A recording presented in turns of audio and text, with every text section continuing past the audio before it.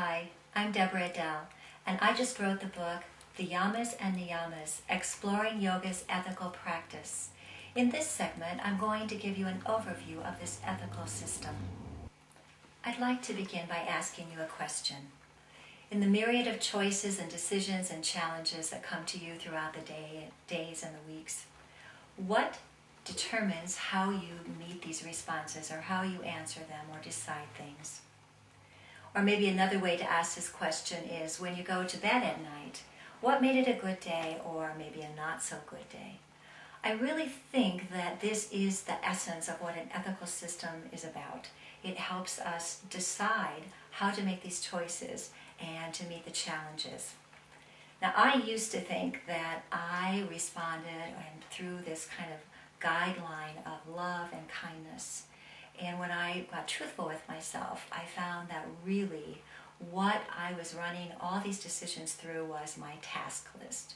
So I would get up early in the morning and write all of these things that I had to do for the day.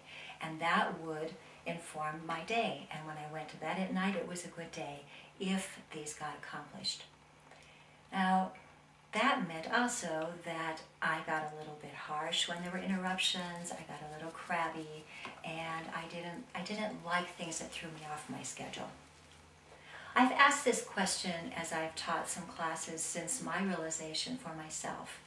And some people have said, well, actually, I determine my day by what my mom and dad approve. Now, the woman who said this was actually in her 60s. Someone else has said, I determine my day by if I look like I'm competent. Doesn't matter if I'm competent or not, but do I look like I'm competent? Well, I'm curious about what it would be like at night, or what the world would be like if we could go to bed and actually run our day through how kind were we, how compassionate were we, is the earth a better place because of how we did our day. Yoga gives us an ethical system called the Yamas and Niyamas.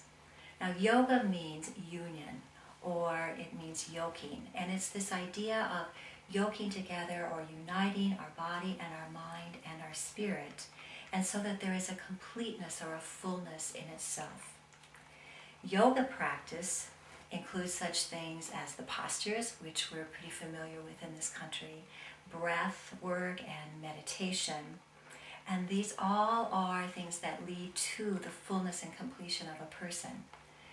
But what sits at the very foundation of all of these yoga practices is yoga's ethical system of the yamas and niyamas. I find it fascinating that this is the foundation, the base of everything else. It's as if the yogis are saying to us, if you don't put everything you do in your life, base it on an ethical system, everything sits on shaky ground. So what are these yamas and niyamas that yoga gives to us as its ethical system? Well, let's look at the yamas. There are 5 yamas. Yama is a Sanskrit word, and it means literally restraint. So it's ways that we cannot do things. These 5 yamas include non-violence, truthfulness, non-stealing, non-excess, and non-possessiveness. They invite us into an adult relationship with the world and with others. And so we can begin to see past our own selfish wants into more of a collective good. It's like a social discipline to live in right relationship.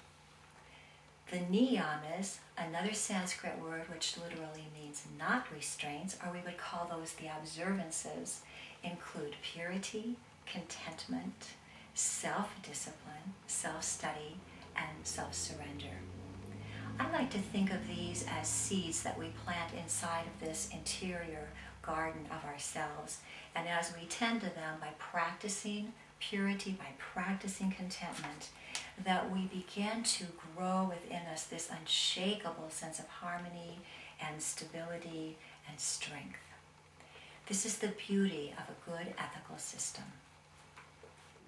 In the next segment, I'm going to talk about nonviolence. For more information, visit theyamasandniyamas.com.